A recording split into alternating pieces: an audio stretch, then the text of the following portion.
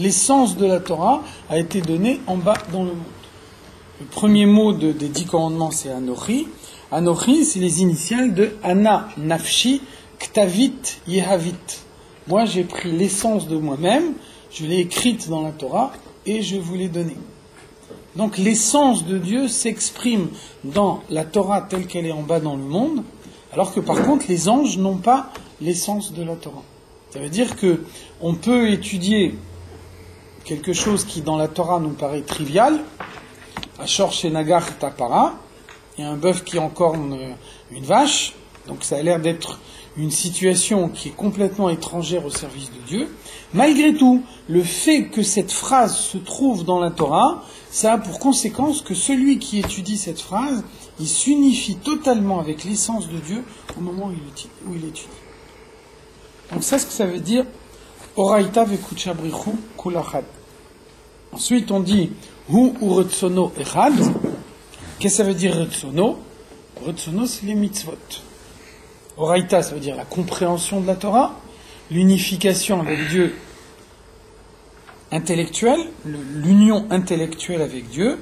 Retsono, ça veut dire l'union avec Dieu dans le comportement concret. Accomplir les mitzvot, c'est accomplir la volonté de Dieu.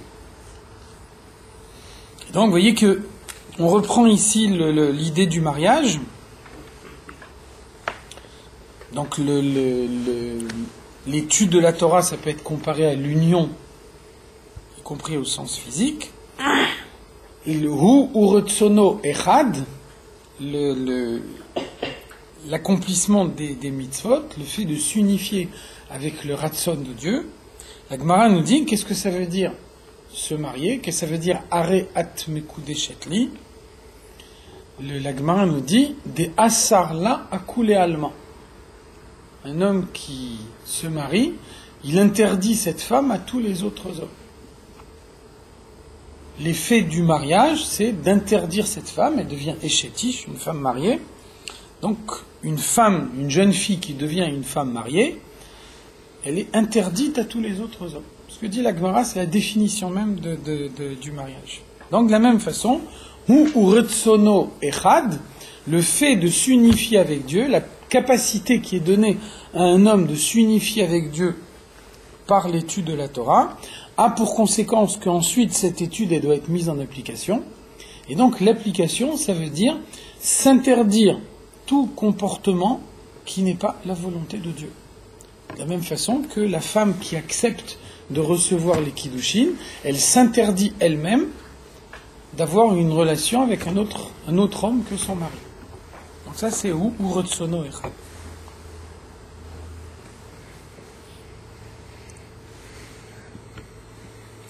Arekucha brichu iume malekol almin veshave ve'afal piken en haolamot shavim bema'alatam. La présence de Dieu est identique partout. On cite bien ici Memalekol almin. Memalekol almin, vous savez que il y a 2 lumières de Dieu qui sont à l'origine de la création. Memalekol almin, c'est la lumière qui entre à l'intérieur de chaque stade de la création. Sovev kol almin, c'est la lumière qui entoure la création, qui n'est pas une lumière qui entoure la création dans sa globalité. Chaque créature a la lumière de Sovev qui lui est propre. Chaque créature qui existe a son mémalé personnel et son Sovev personnel. Le mémalé, on le ressent. On ressent la présence du mémalé. Le mémalé, c'est ce qui apporte la vie, ce qui fait qu'un être est vivant. Le Sovev, on ne le ressent pas, parce qu'on est uniquement entouré par le Sovev. Ça veut dire que le mémalé, il épouse la limite de la créature. Le Sovev ne le fait pas. Donc le mémalé, c'est ce qu'on ressent le plus, et c'est ce qui apporte la vitalité la plus réduite. Le Sovev, c'est ce qu'on ressent le moins, et c'est ce qui apporte la vitalité la plus importante. Et donc les 2 faits sont liés. Comme le mémalé, il est profondément ressenti, ça veut dire qu'il épouse totalement les limites de la créature, et donc la vitalité qu'il peut apporter n'est qu'une vitalité limitée. Le Sovev, il n'est pas limité par les limites de la créature, donc lui, il peut apporter une vitalité beaucoup plus importante. Donc là, ici, on ne parle pas du tout du Sovev, on parle uniquement du Mémalé. Donc, qu'est-ce que ça veut dire Mémalé? Mémalé, ça veut dire que la lumière de Dieu s'introduit en chaque créature. Elle épouse les limites de chaque créature.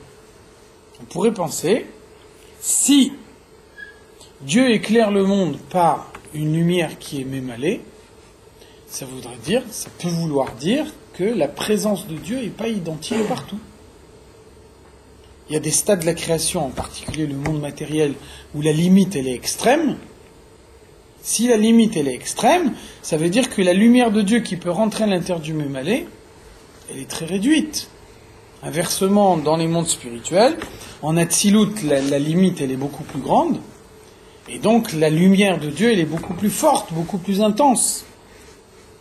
Donc, est-ce que cette notion de mémalé, ça ne veut pas dire que Dieu n'est pas présent de manière identique dans toute la création?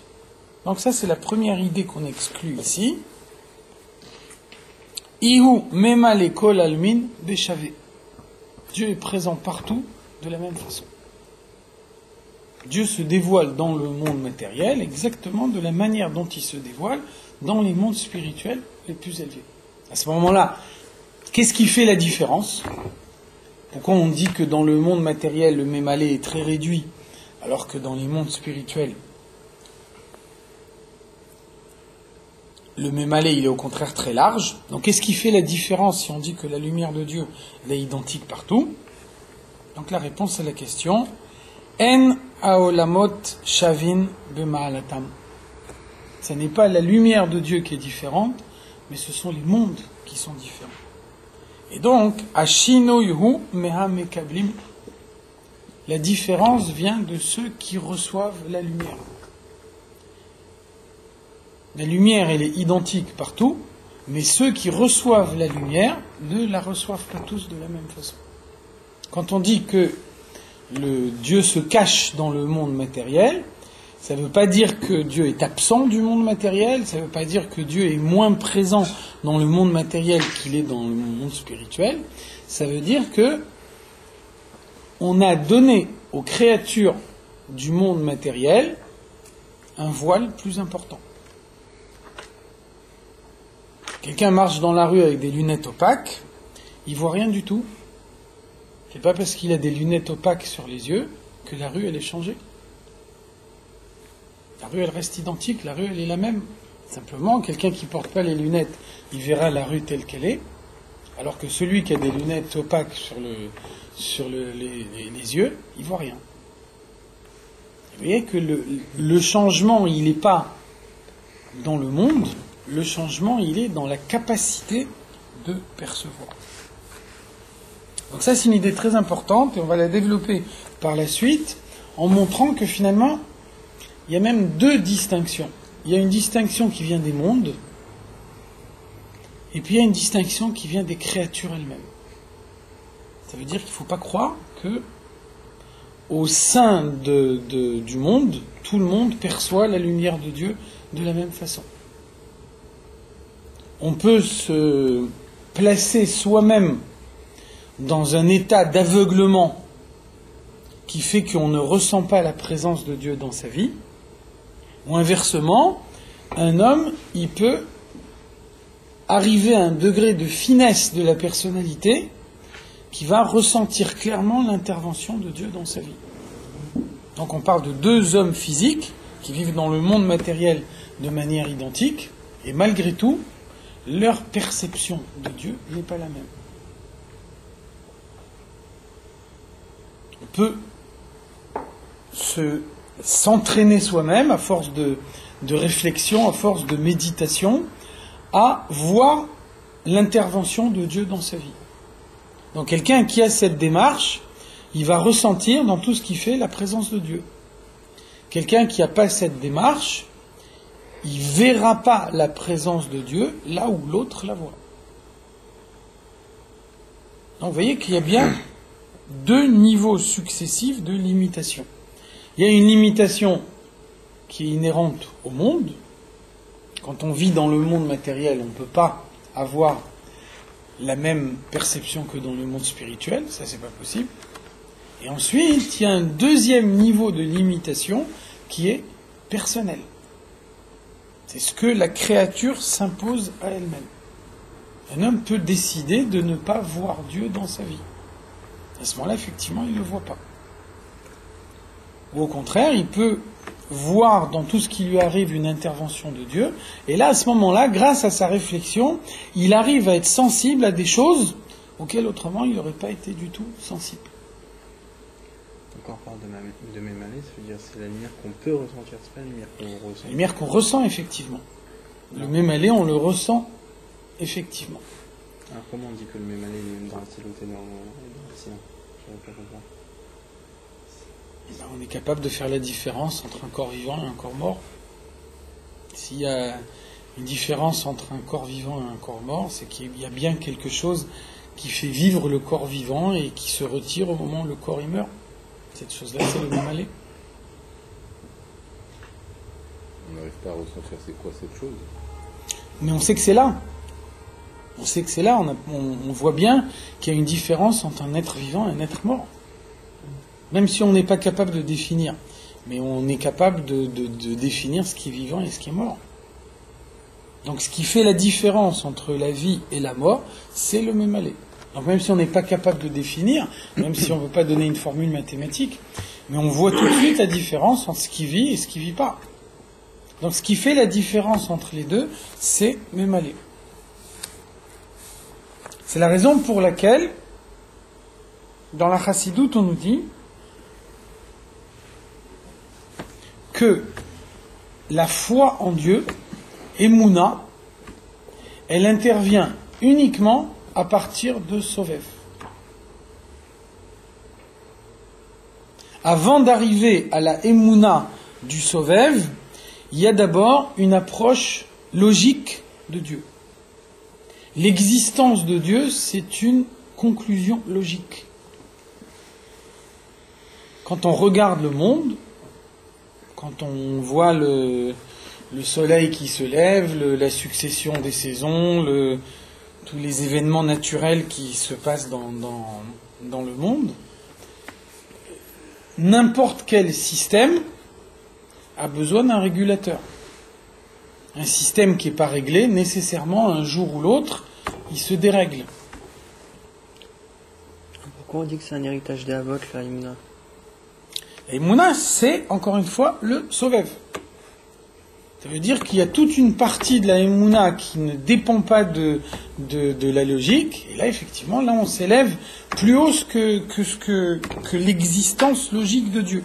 Et donc, le fait qu'il y a une Emouna qui vient des Havot, une Emouna qui vient du Sovev, ça n'empêche pas que d'abord, il y ait une existence logique de Dieu. Alors, on pourrait faire la différence entre la Emouna et le Bitachon, par exemple. Par exemple, le Bitachon, ça peut... C'est la même chose.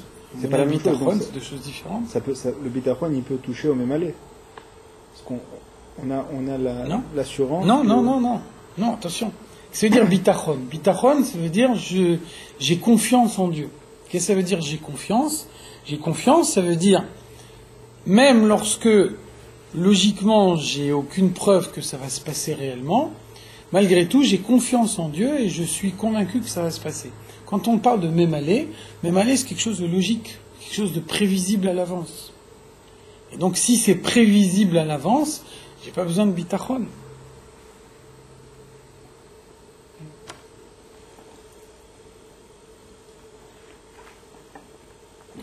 Donc on fait intervenir le bitachon lorsque la logique s'arrête. Donc ça c'est une idée importante parce que souvent on pense la Emouna c'est toujours quelque chose qui est au-dessus de la logique. Et en fait c'est uniquement un degré plus haut de Emouna qui échappe à la logique. Mais il y a quand même une logique immédiate qui fait que quand on voit le monde, on est obligé de dire qu'il y a quelque chose qui est à l'origine de la régulation du monde. Et c'est l'exemple que le rabbi dit toujours. Quand on voit la Torah, personne ne pourrait prétendre que quelqu'un un jour a renversé un encrier et que l'encre qui s'est versée de l'encrier, elle s'est formée elle-même avec toutes les lettres qu'il y a dans la Torah. Pas logique. Logiquement, si on a la Torah, on a les mots qui sont écrits dans la Torah, ça veut dire qu'il y a eu une révélation qui a permis d'obtenir la Torah. Donc il y a d'abord une approche logique de l'existence de Dieu dans le monde. Le Rabbi nous dit, Matan Torah, c'est l'expérience la plus logique qu'on peut imaginer d'un point de vue scientifique. Matan Torah, ça s'est passé devant 600 000 hommes adultes. Si on ajoute les femmes et les enfants, ça fait 2 millions de personnes. 2 millions de personnes sont témoins d'un certain événement qui se passe dans le monde. Ensuite, ils se dispersent, vivent dans des pays différents les uns des autres. Et chacun, quand il transmet à ses enfants l'événement qu'il a vécu, il le transmet dans les mêmes termes.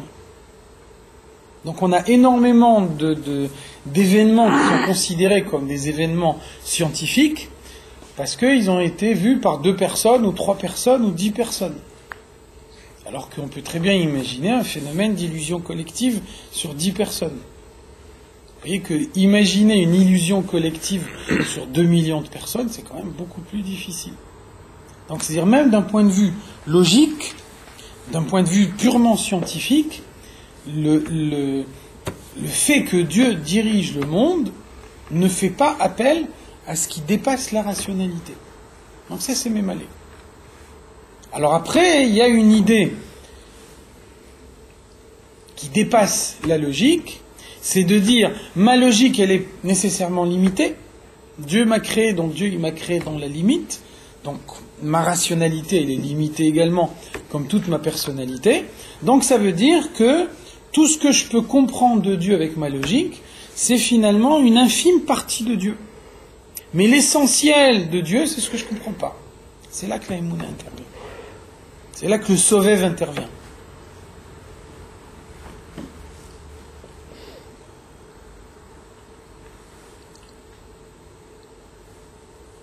Vous voyez que par exemple, Moshe Rabbeinu demande à Paro de libérer les Bnei Israël. Paro il répond, Et avaye lo yadati, ve Bnei Israël lo ashaleach. Moshe Rabbeinu il dit, Ko amar avaye, voilà ce que dit avaye, Shalach et ami ve ya'avduni. Libère mon peuple qui vienne me servir. Donc avaye, c'est yutke vavke, c'est haya hove veiye. On prend haya, il a été, hove il est, iye il sera. Ça veut dire dans un instant du temps, on arrive à cumuler à la fois le passé, le présent et le futur. Dans le monde, c'est pas possible. Un instant, il appartient ou au passé, ou au présent, ou au futur. Il ne peut pas appartenir aux 3 à la fois.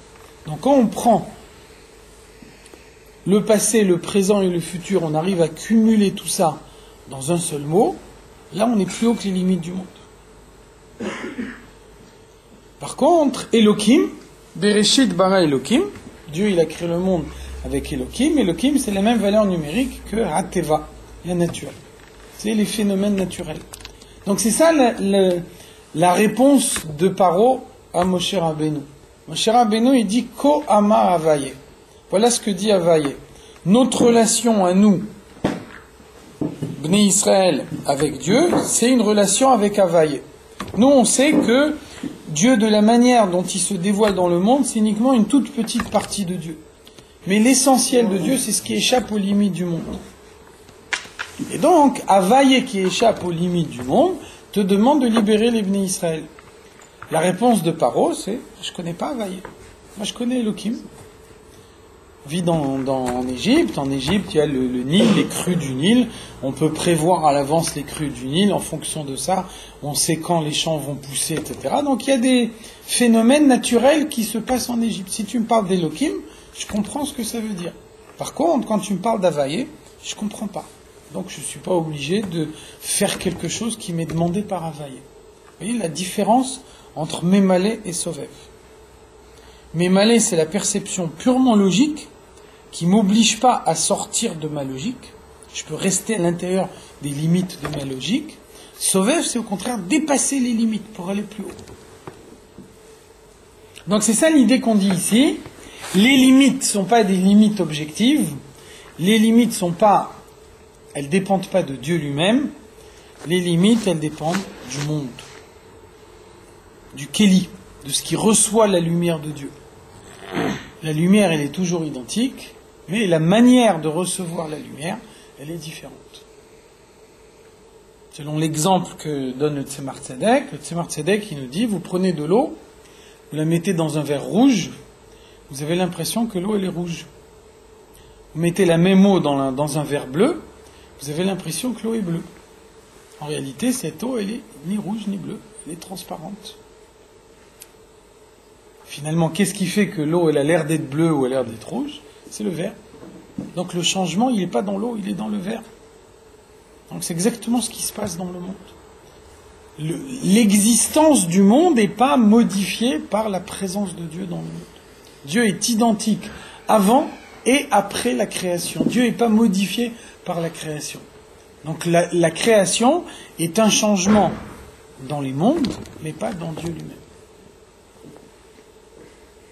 Et c'est justement parce que Dieu n'est pas modifié par la création qu'un juif qui étudie la Torah peut s'unifier à Dieu au-dessus des limites de la création. Dieu qui donne la Torah, c'est l'essence de Dieu, bien au-delà des limites du monde. Et donc, quand un juif étudie la Torah, il échappe aux limites du monde. Un exemple d'un échappement. Vous devez apporter un certain sacrifice dans le Beth Amikdash.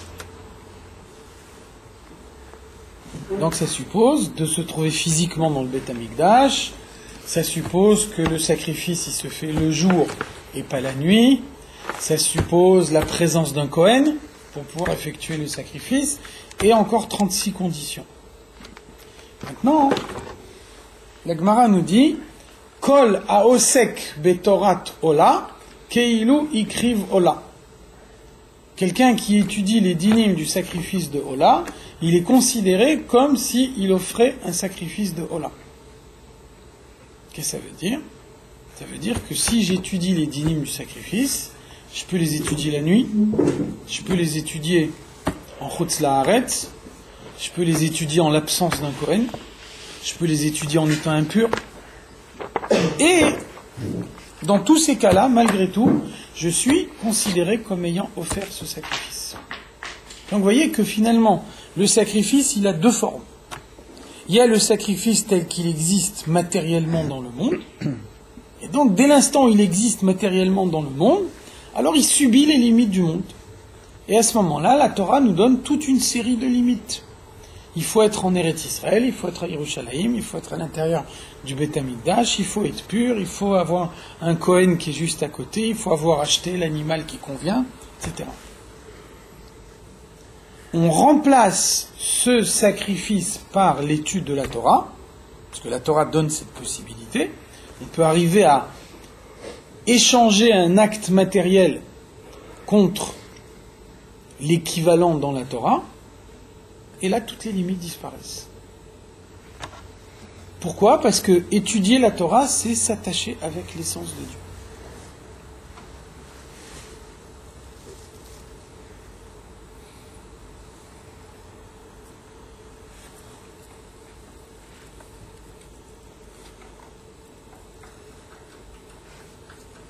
Bébé Prinot. Donc maintenant, le Tanya précise cette idée, et il nous dit de quelle manière le monde impose une limitation. Il impose une limitation de deux façons. Aleph, premièrement, Sha'elyonim mikablim he'ara yoter gdola le'enketz matartanim. Première limitation que Dieu a introduite dans le monde, l'intensité de la lumière qui est reçue dans les mondes supérieurs est supérieure à l'intensité de la lumière qui est reçue dans les mondes inférieurs.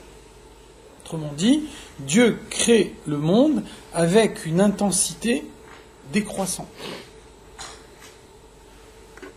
Plus on descend dans les mondes, et plus la lumière de Dieu est voilée, cachée, réduite.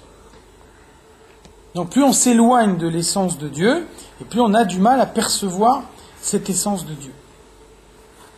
Véachénit, deuxième limitation, chez mes kablim, bli levushim ou masachim rabim kolkar, ki betartonim.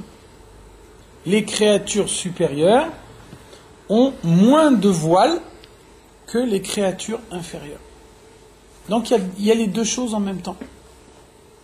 Pour pouvoir créer les mondes, la lumière de Dieu, elle est contractée, elle est réduite.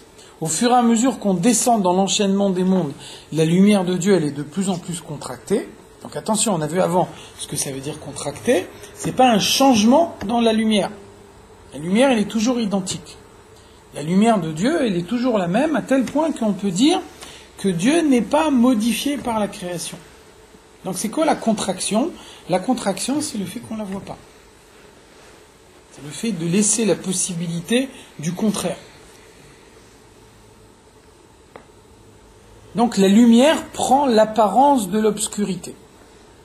Premier type de limitation qu'il y a dans la création.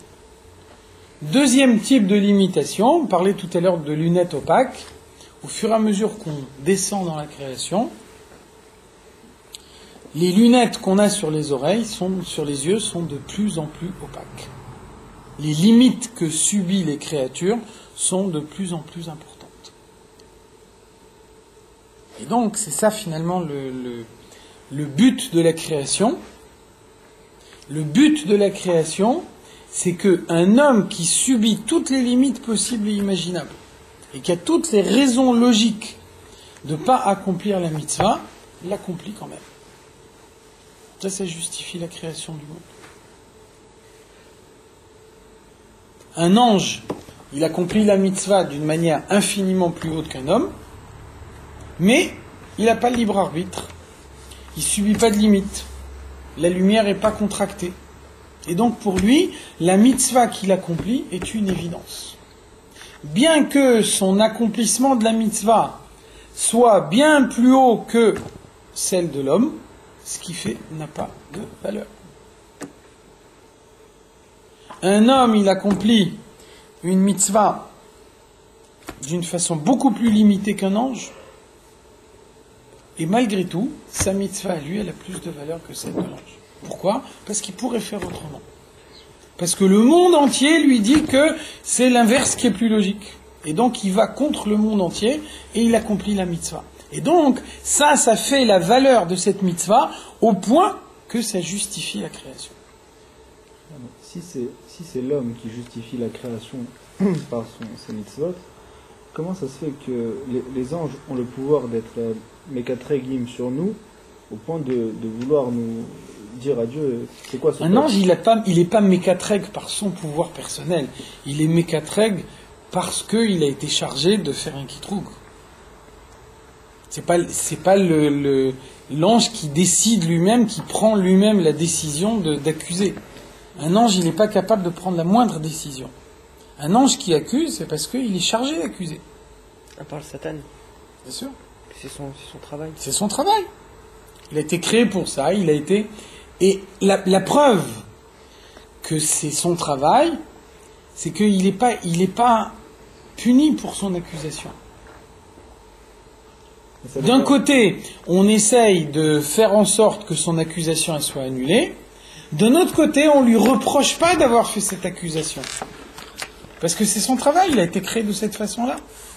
La Gemara, elle nous dit, le corbeau, il est cruel par nature. On ne voit pas que la Torah, elle a prévu une punition du corbeau parce qu'il est cruel. D'un côté, on constate que le corbeau, il est cruel, c'est sa nature, c'est de cette façon-là que Dieu l'a créé. D'un autre côté, le fait qu'il est cruel, c'est pas de sa faute, c'est pas un choix de sa part, il peut pas faire autrement. Il a été créé de cette façon-là. Donc par exemple, un homme qui décide d'être cruel, il mérite une punition parce qu'il pourrait mettre sa cruauté de côté. Le corbeau qui est cruel, il n'est pas puni parce qu'il ne peut pas faire autrement. Un ange qui accuse, il fait ce pourquoi il a été créé.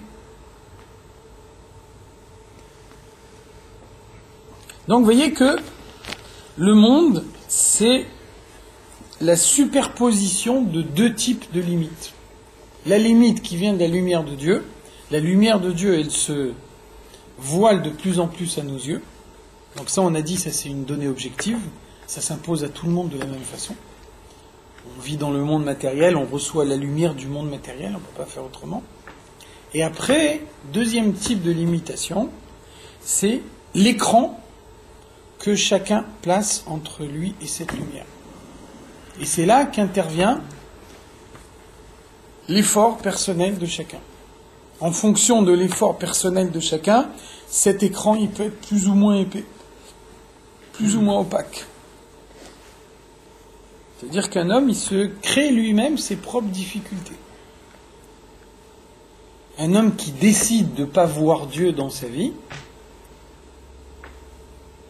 alors, effectivement, il ne voit pas Dieu dans sa vie. On dit dans les Torachot qu'il y a dans la Torah, on dit le Ve'im telchu imi bekeri. Afani elech imachem bechamat keri. Si vous décidez d'agir mal envers moi, alors moi aussi je vous donnerai le mal qui est en conséquence de vos actions. Keri, ça veut dire l'ikrot. L'ikrot, ça veut dire se passer. Ça se passe. Il y a un événement qui se passe au hasard. Im telchu imi bekeri. Si vous me considérez comme le hasard, si vous ne voyez pas mon intervention dans votre vie et que quand il vous arrive quelque chose, vous dites c'est le hasard, Afani elech imachem bechamat keri. Moi aussi, je vous donnerai une vie qui sera pleine de hasard. C'est quoi Hamas? Chamat keri. L'approfondissement dans ce qui arrive à l'homme. Voulez-vous voir dans le hasard, alors vous vivrez toute votre vie dans le hasard. Vous avez choisi de ne pas voir Dieu dans votre vie, donc Dieu il se voilera entièrement à vous. Donc ça, là on parle du deuxième niveau qu'on parle ici, de l'écran qu'un homme place entre lui et Dieu. Et ça c'est la volonté de chacun, l'utilisation du libre arbitre de chacun.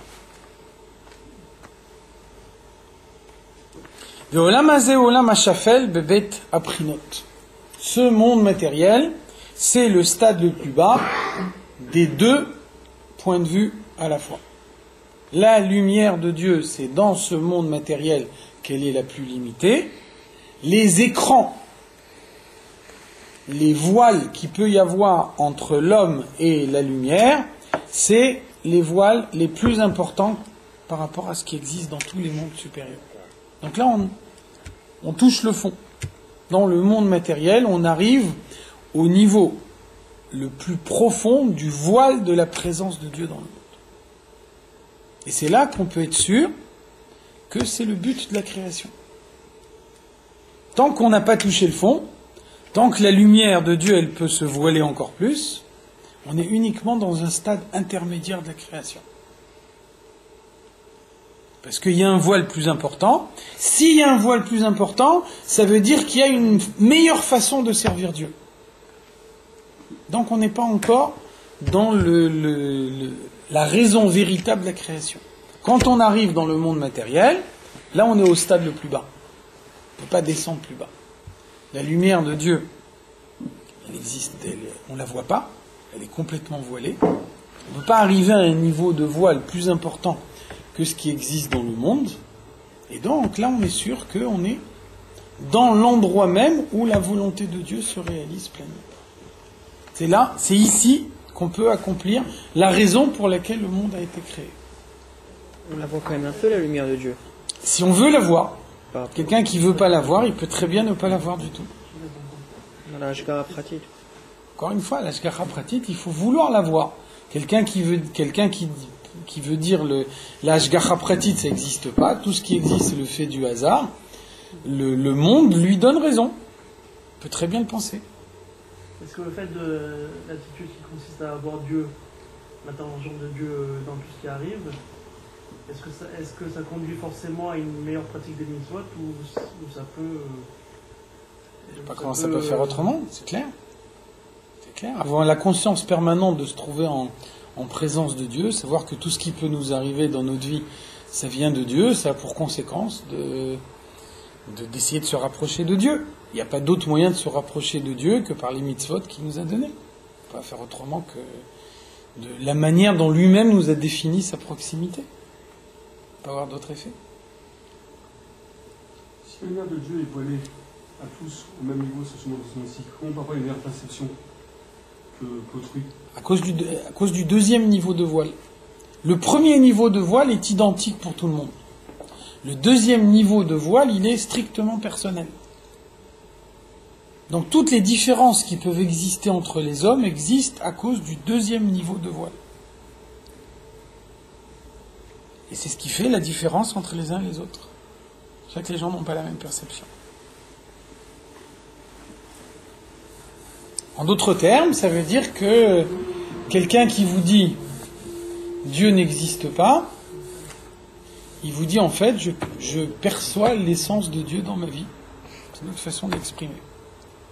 Le fait de dire Dieu n'existe pas, ça veut dire je vis dans le stade le plus bas de la création où Dieu est complètement voilé. Pourquoi Dieu est complètement voilé?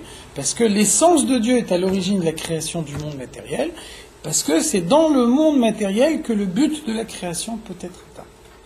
Donc dire Dieu n'existe pas, c'est une autre formulation qui permet de dire c'est l'essence de Dieu qui est à l'origine de la création du monde. Dieu n'existe pas, c'est une certaine forme de perception de l'essence de Dieu. Par exemple, un ange qui vit à un stade intermédiaire de la création, qui reçoit en permanence une lumière de Dieu qui n'est pas l'essence de Dieu, un ange ne pourra jamais dire Dieu n'existe pas. Le fait que pour lui l'existence de Dieu est une évidence, le fait que l'ange ne pourra jamais dire Dieu n'existe pas, c'est la preuve que l'ange n'a pas accès à la perception de l'essence de Dieu. Inversement, un homme qui vit dans un monde totalement obscur et qui n'a que son libre arbitre pour pouvoir prendre la décision de s'attacher à Dieu, quand il prend effectivement la décision, il s'attache à l'essence de Dieu. L'ange n'a pas la possibilité de faire. Une âme qui n'est pas dans un corps, une âme qui se trouve dans les mondes supérieurs parce qu'elle n'est pas descendue dans un corps physique, elle n'a pas la possibilité de s'attacher à l'essence de Dieu. C'est la raison pour laquelle on nous dit que les âmes qui se trouvent là-haut attendent avec impatience de descendre dans un corps. Ce n'est pas les difficultés qui l'attendent en bas.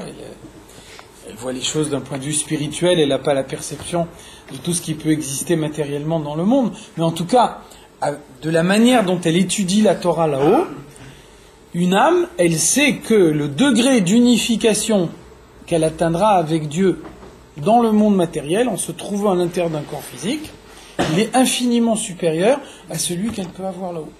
Donc l'âme, elle attend avec impatience de descendre en bas.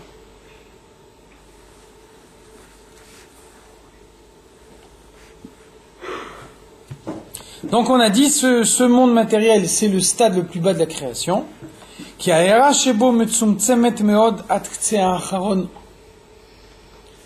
La lumière de Dieu qui se trouve dans le monde, elle est réduite à son état maximal.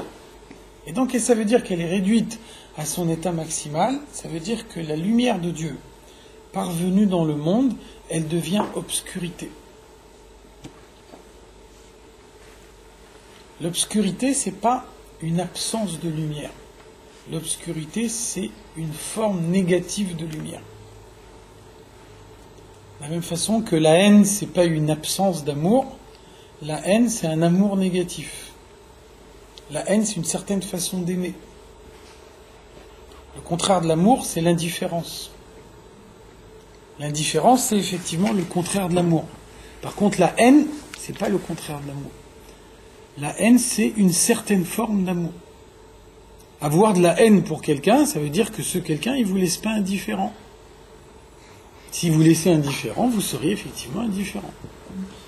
Donc la haine, c'est la forme la plus basse, la forme la plus première de l'amour. De la même façon, l'obscurité, c'est la forme la plus basse de la lumière. On a vu déjà l'exemple du Tzemar Tzedek. Tzemar Tzedek, il nous dit, vous avez une source de lumière, et puis, cette source de lumière, vous allez mettre une série de rideaux successifs. Donc, à l'issue du premier rideau, la lumière, elle est un peu moins forte. À l'issue du deuxième rideau, elle est encore un peu moins forte.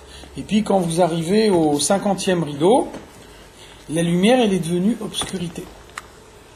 Cette lumière qui est devenue obscurité, elle émane également de la source de première, la source de lumière qu'il y avait au début. Et donc, pourquoi elle est devenue obscurité ? Parce qu'il y a eu 50 rideaux au milieu. Mais finalement, cette obscurité que vous avez là, c'est également une forme de lumière. Donc, l'obscurité, c'est une lumière négative. Et l'obscurité, c'est le stade ultime de la contraction de la lumière de Dieu tel qu'il est dans le monde matériel. Velachen ou chumri vegashmi. C'est la raison pour laquelle ce monde est non seulement matériel, gashmi, mais il est aussi chumri, grossier. Grossier, c'est beaucoup plus que matériel. On peut imaginer quelque chose de matériel qui soit néanmoins raffiné, c'est-à-dire qui ne voile pas la présence de Dieu.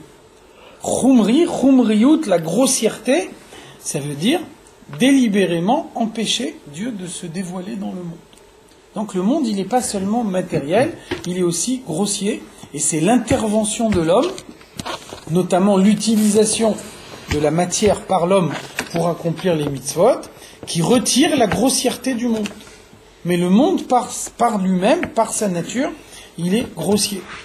C'est quoi une différence concrète dans la vie de tous les jours entre quelque chose de grossier et quelque chose de matériel ? Quelque chose de grossier, ça veut dire que par exemple,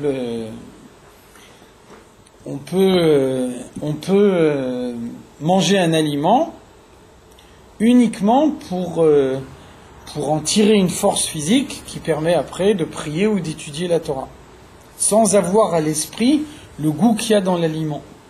À ce moment-là, c'est uniquement la matérialité de l'aliment qui nourrit l'homme. Inversement, on peut manger un aliment parce que c'est bon. Et donc, pendant tout le temps qu'on mange l'aliment, on va supprimer complètement le service de Dieu de son esprit, et on aura uniquement dans son esprit le fait que cet aliment, il est bon, et en ce moment, je me fais plaisir en le mangeant.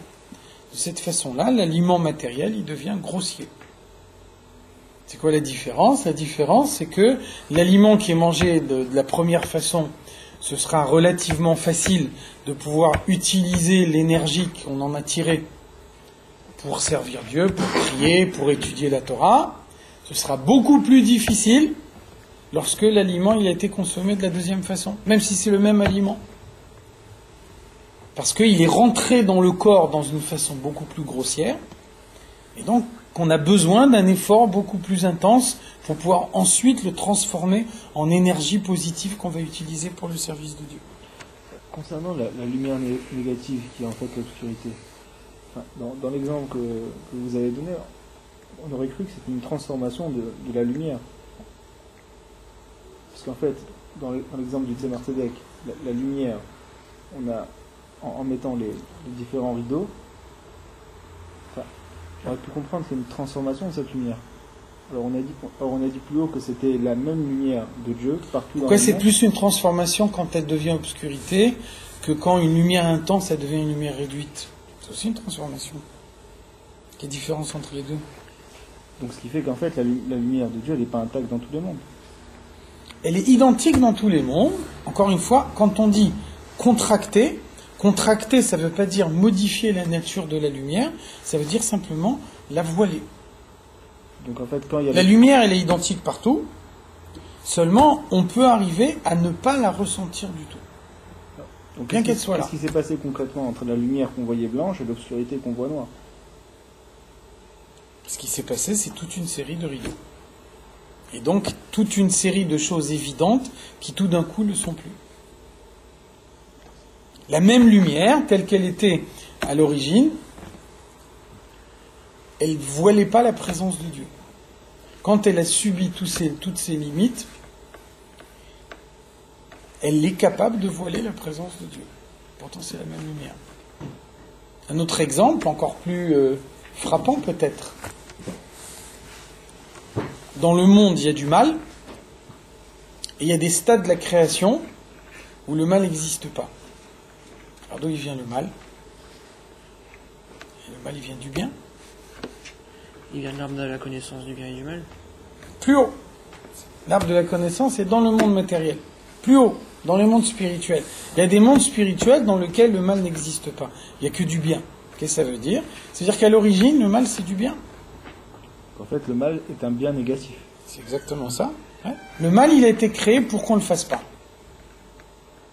Le mal, il a été créé pour donner le choix à l'homme.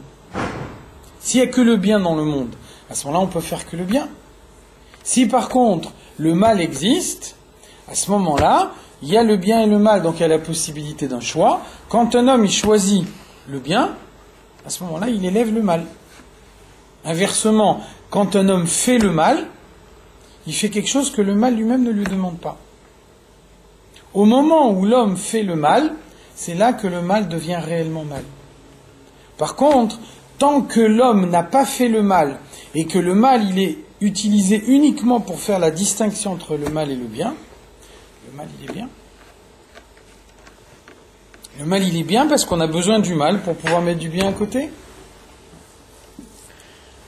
C'est pour ça qu'on dit, le 6e jour de la création, on dit « Vayar Hashem et kol asher asa, vehine tov meod ».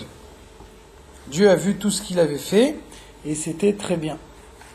Chachamim nous disent « Tov ze briyata tov, tov meod ze briyata ra ». Tov, c'est la création du bien. Tov meod, c'est la création du mal. Un monde dans lequel il n'y a que le bien qui existe, il est uniquement tov. Il n'est pas tov meod. Quand est-ce qu'il devient tov meod? Lorsque le mal existe également dans le monde. Parce qu'on a besoin du mal pour que le bien soit bien. Et s'il n'y a que le bien, il n'y a pas de mal. Si à ce moment-là, il n'y a pas de choix. On ne dit pas l'obscurité, c'est l'absence de lumière plutôt que de la lumière négative. L'obscurité n'est pas l'absence de lumière. La preuve, c'est que la lumière a été créée le premier jour de la création. Et la différence entre le jour et la nuit, c'est-à-dire la différence entre la lune et le soleil, Amaora Gadol, Amaora Katan, a été créée le 4e jour. Donc qu'est-ce qui se passe entre le premier jour et le 4e jour? Il y a la lumière, mais il n'y a pas la distinction entre le jour et la nuit. Qu'est-ce qui se passe pendant 3 jours? Rashi nous dit Or vechoshech mishtamshim be'arvuvia. La lumière et l'obscurité s'entremêlent. Qu'est-ce que ça veut dire? Ça veut dire que c'est uniquement à partir du 4e jour de la création que Dieu a fixé que la lumière chasse l'obscurité. Par contre, pendant les 3 premiers jours de la création, la lumière ne chassait pas l'obscurité. Le fait que la lumière ne chasse pas l'obscurité, c'est la preuve que l'obscurité a une existence indépendante de la lumière. Si l'obscurité c'est juste une absence de lumière, à ce moment-là, il faut que dès le premier jour, la lumière chasse l'obscurité. Donc si on voit que pendant 3 jours, la lumière ne chasse pas l'obscurité, que c'est uniquement à partir du 4e jour, quand Dieu fait un ordre entre le jour et la nuit, c'est à ce moment-là seulement que la lumière commence à chasser l'obscurité. Donc ça, c'est la preuve que l'obscurité a une existence indépendante de la lumière. L'obscurité n'est pas uniquement une absence de lumière. Comment ça rentre dans la physique, ça, avec les photons, les choses comme ça, Parce que je veux dire, en physique, on explique bien que la lumière, c'est comme des sortes de particules, en fait. Pourquoi c'est contradictoire? Parce que je veux dire, c'est parce qu'il n'y a pas ces particules qu'il fait noir, en fait. C'est pas... Non, ça veut dire simplement que quand il n'y a pas les particules, l'absence des particules introduit une existence dans le monde différente de celle de la lumière. chaque existence, chaque ensemble, il est défini par les éléments qui le constituent. Donc il y a un certain nombre d'éléments qui rentrent dans l'ensemble qui s'appelle lumière, il y a un certain nombre d'éléments qui rentrent dans l'ensemble qui s'appelle obscurité. C'est bien deux ensembles différents. Il y a suffisamment de problèmes entre la science et la Torah pour ne pas être obligé d'en rajouter.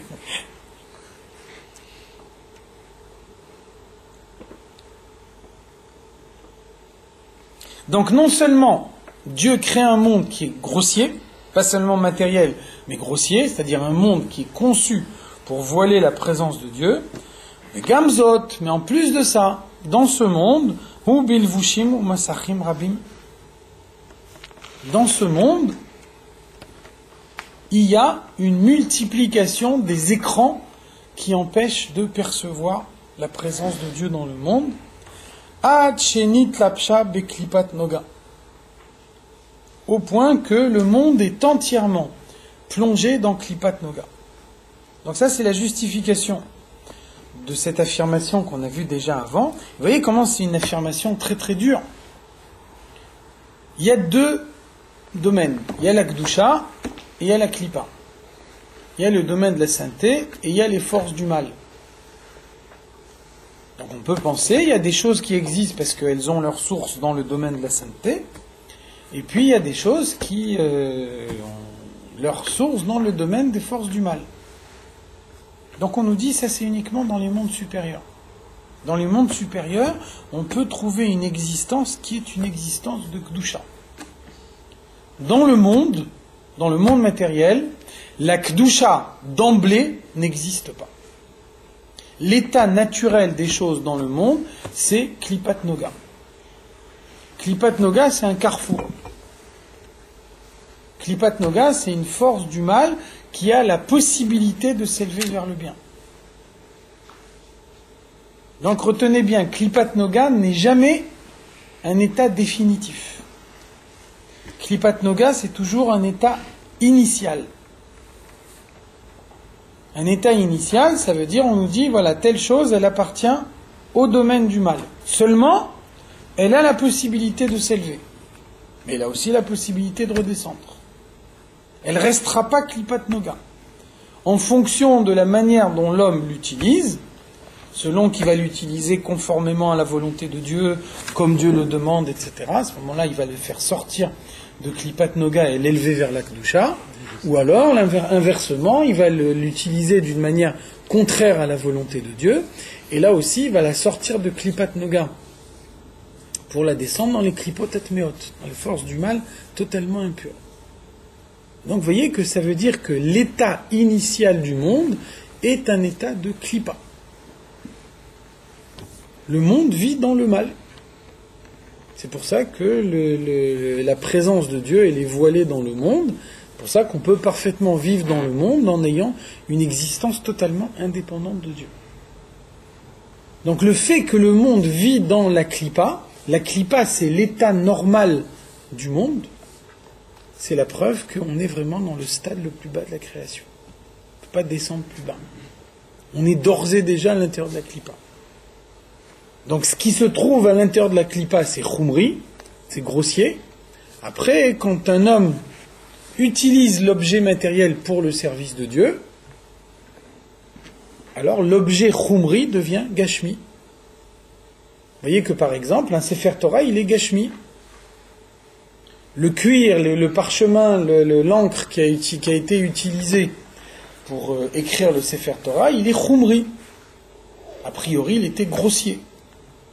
Et donc on prend un bout de cuir grossier, et vous voyez qu'en travaillant ce cuir, en faisant des iriotes, des parchemins de Sefer Torah, en écrivant la Torah dessus, on le fait sortir du niveau de Khumri pour l'introduire dans le niveau de Gashmi.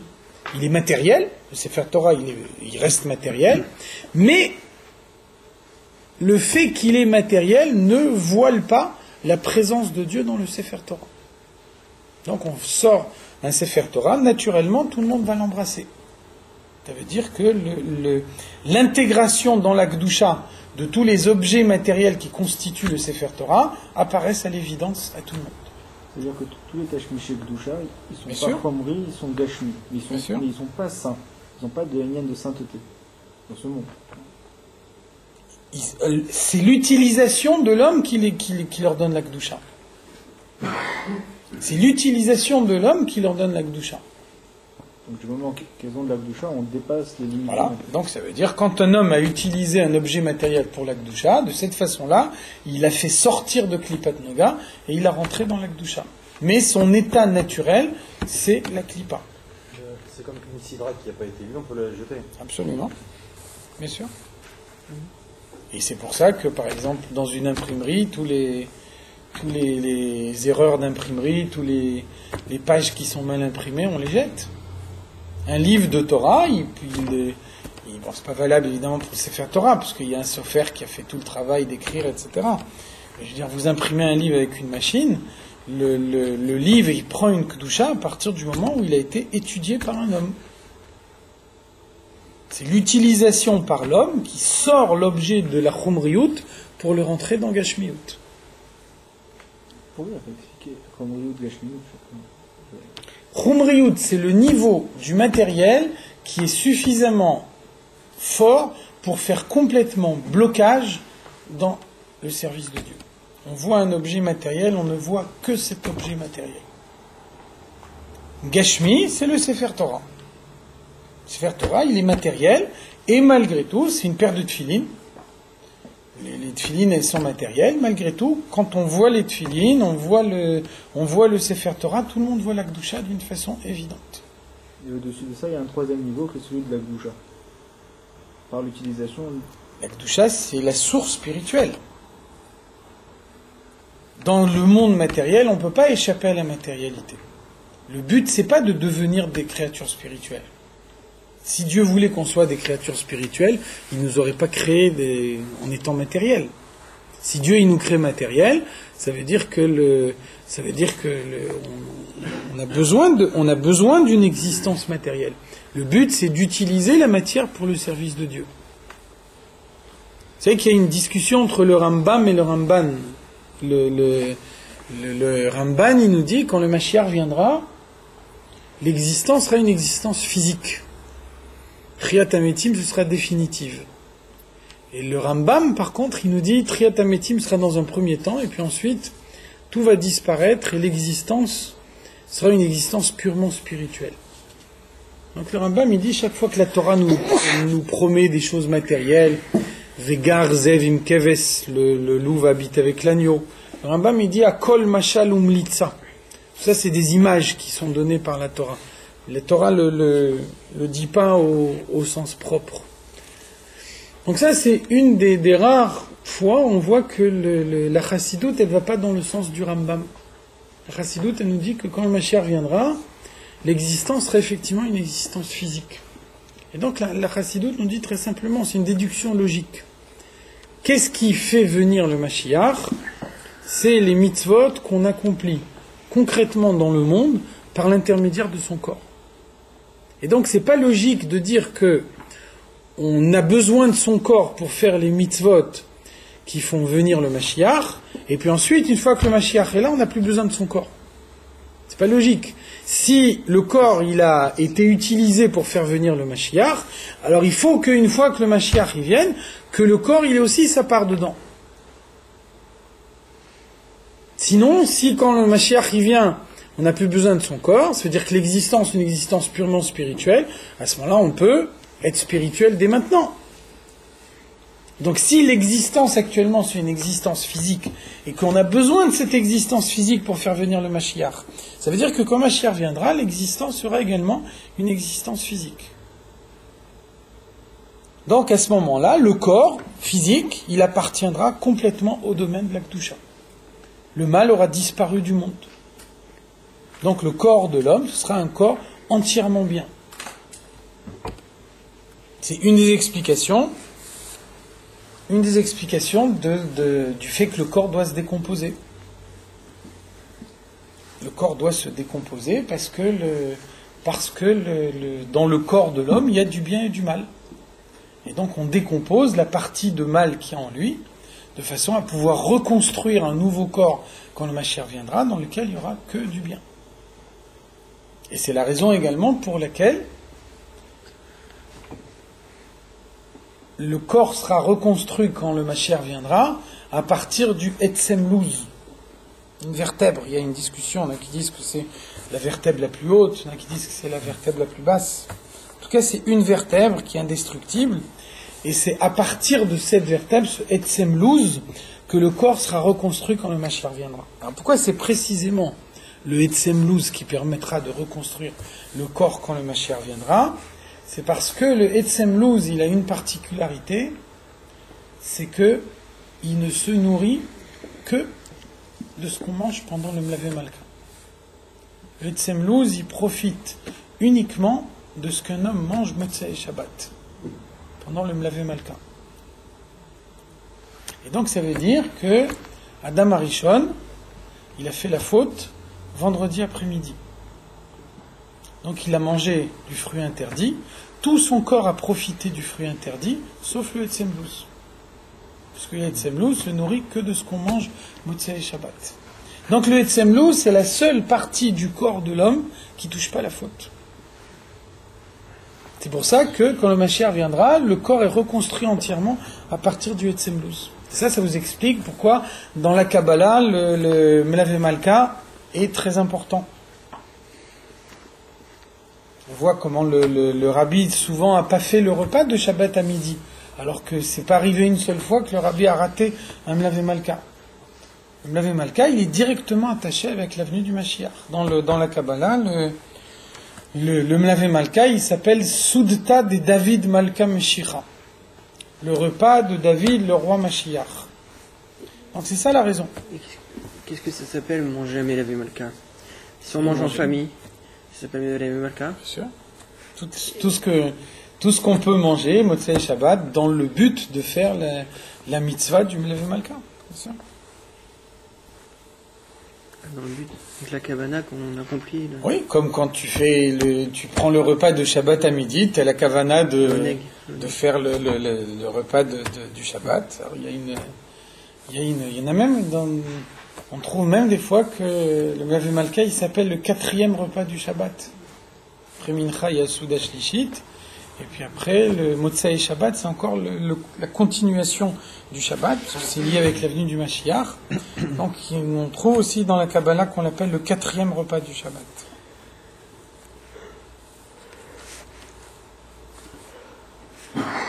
Les achiot kol dvarim ateorim sheba'olam hazeh, donc ça veut dire que tout ce qui est pur dans ce monde se trouve sous l'emprise de la klipat noga. Tout ce qui est impur dans ce monde se trouve d'ores et déjà dans les klipot atmeot. Donc les klipot atmeot, les forces du mal impures, à la différence de klipat noga, c'est un état définitif. Ça n'est pas un état initial. C'est la raison pour laquelle ce qui appartient aux klipot atmeot dans le monde, il ne faut pas le toucher. Vous avez un aliment interdit, cet aliment interdit, on ne le touche pas. On ne le touche pas, ça veut dire il appartient d'ores et déjà aux klipot atmeot, il ne faut pas le consommer, il ne faut rien faire avec. Il est là uniquement parce qu'on a besoin du mal pour faire la différence entre le bien et le mal. Cet aliment-là, il existe pour qu'on ne le mange pas. Son élévation à lui, c'est le fait de ne pas le manger. De ne pas le toucher. Donc ça veut dire, il appartient au klipot atmeot, c'est son état définitif, il va rester dans les klipot atmeot jusqu'à la venue du Mashiach, où le mal disparaîtra définitivement. Alors comment se fait que quand on dit que ces fautes, elles deviennent des mérites? Quand un fait tchouva, il a... Ça, c'est pas l'aliment lui-même, ça, c'est l'homme qui a fait tchouva, qui arrive à un niveau de tchouva tellement élevé que des choses que la Torah ne permet pas l'élévation, lui, par l'élévation de sa tchouva, il arrive à leur apporter l'élévation.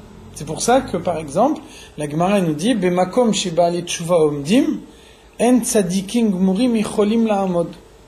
Un Baal tchouva, il peut être plus haut qu'un tzadik gamour. Un tzadik gamour, il n'a aucune possibilité d'élever un aliment interdit. Strictement aucune possibilité. Un Baal tchouva, ça peut être quelqu'un qu'avant, il a mangé un aliment interdit. Donc cet aliment interdit, il s'est confondu à sa chair et à son sang, il est devenu une partie de lui-même. Et ensuite, quand il fait tchouva, quand il arrive à un très haut niveau de tchouva, à ce moment-là, ces avérotes sont transformées en mitzvot, donc l'aliment interdit, il est transformé également en aliment permis. Ça veut dire que l'élévation de sa tchouva lui permet de réintégrer dans le bien quelque chose que la Torah ne permet pas de réintégrer dans le bien. Donc c'est pour ça que la Gemara nous dit, des fois le Baal Tchouva peut être plus haut qu'un tzaddik. C'est valable aussi pour les trois clipot atmeo. Je pensais que c'était que pour la klipat noga. Attention, la klipat noga par elle-même, elle est pas foncièrement mal. Elle a une possibilité d'élévation vers le bien. Là on parle d'un aliment interdit. Ce serait possible qu'un Baal Tchouva, il élève par exemple la Orla. C'est pas possible. Bien sûr. C'est impossible qu'un Baal Tchouva, il élève un aliment taref, bien sûr. Alors c'est pas vraiment un statut définitif. Alors ça veut dire que malgré tout, on n'a pas le droit de dire je vais faire une avéra pour pouvoir ensuite devenir un Baal Tchouva et élever les aliments taref. C'est en tout cas pas ce que la Torah attend de moi. Donc ça veut dire dans un premier temps, c'est beaucoup plus sûr de se dire je mange pas l'aliment taref.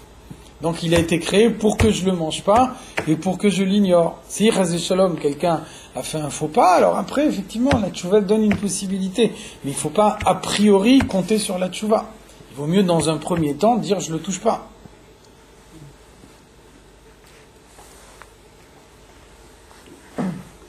Effectivement, bon, même quand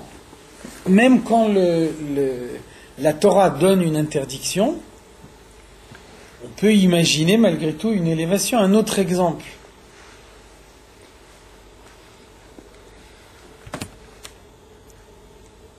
Si vous avez un aliment taref et quelqu'un est malade et le médecin dit il a besoin de manger cet aliment pour pouvoir guérir. Et donc à ce moment-là, le Rav, sur la base de ce que dit le médecin, le Rav lui donne l'autorisation de manger l'aliment. Il s'agit d'un aliment taref, c'est-à-dire un aliment qui appartient au klipot atmeot. La Torah donne la possibilité au Rav, si le médecin dit que c'est indispensable, de permettre à quelqu'un de manger un aliment taref. Dans ce cas-là, la permission du Rav, elle sort l'aliment des klipot atmeot, elle le rend en klipot noga.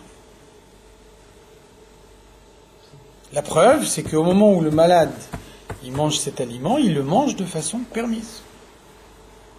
Dès l'instant où on lui dit c'est permis pour lui de manger cet aliment, c'est qu'il n'est plus dans les klipot atmeot.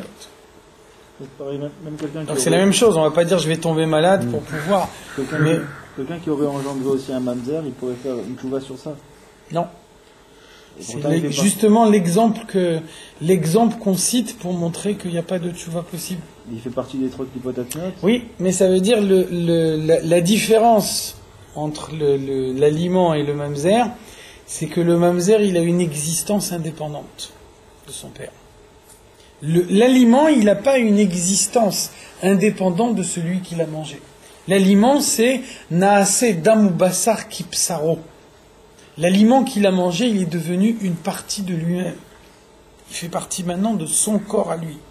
Donc si lui, il fait tchouva, il peut arriver à élever dans sa tchouva tout ce qui fait partie de son corps, y compris cet aliment. Par contre, quelqu'un qui a une relation interdite, et il y a un mamzer qui naît de cette relation interdite, le mamzer, il a une existence indépendante de celle de son père. Et donc la plus haute tchouva que le père pourra faire, elle ne peut pas agir sur quelqu'un qui a une existence indépendante. Donc effectivement, c'est un exemple qu'on nous donne d'une faute qu'on ne peut pas réparer. Il n'y a aucune possibilité de retirer la vie à quelqu'un, et donc il y a une preuve tangible dans le monde de la Avera qu'il a fait, qui va rester même après sa tchouva.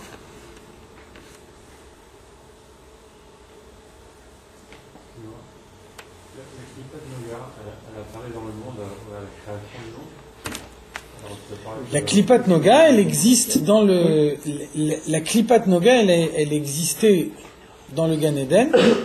Dans le Gan Eden, Dieu a créé la klipat noga. Et donc, au moment où Dieu a créé le monde, il y avait dans le monde matériel la Kedusha qui était séparée de la klipat noga. Lorsqu'il y a eu la faute, la conséquence de la faute d'Adam Arishon, c'est que le bien et le mal se sont mélangés. Et à ce moment-là, tout est devenu Klipat Noga dans le monde. C'est-à-dire qu'au moment de la création, dans la mesure où la Kedusha et la Klipa étaient séparées, donc la Torah nous dit Va'iyu shnehem arumim velo yitbo shashu. Ils étaient nus tous les deux et ils n'avaient pas honte. Qu'est-ce que ça veut dire?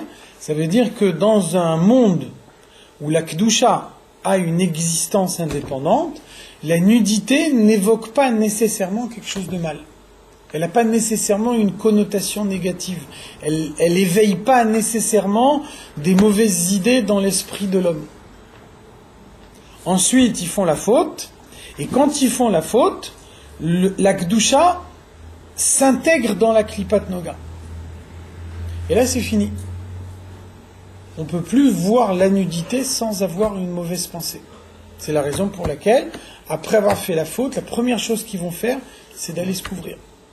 Première chose, ils vont mettre un vêtement. Alors qu'avant la faute, ils n'en ont pas besoin. Tant qu'il y a la Kedusha dans le monde, le bien et le mal sont bien séparés dans le monde, et à ce moment-là, je peux me maintenir dans le bien sans avoir le mal dans mon esprit. Moi, je pensais que ça intervient que à Matan Torah, où la Torah était vraiment donnée dans le monde. Il y a des mitzvot déjà avant Matan Torah.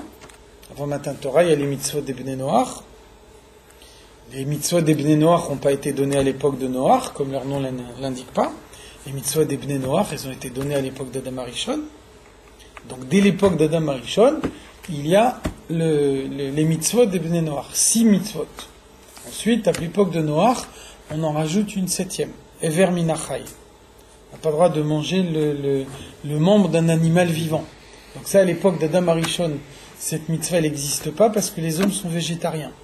C'est seulement à partir de Noach qu'on a le droit de manger de la viande. Donc à une époque où tout le monde est végétarien, et vers Minachai, ça n'a pas de sens. Donc à partir d'Adam Arishon, il y a 6 mitzvot. Ensuite, quand il y a Noach, et que les hommes sont affaiblis, et qu'à cause de ça, Dieu leur permet de manger de la viande, donc là on introduit une 7e mitzvah qui est Ever Minachai. Donc depuis la création du monde, il y a des mitzvot. Dès l'instant il y a des mitzvot, il y a une klippa, il y a quelque chose qui va contre ces mitzvot. On va s'arrêter là. Est-ce qu'on peut dire que Dieu il désirait la faute de Etzalat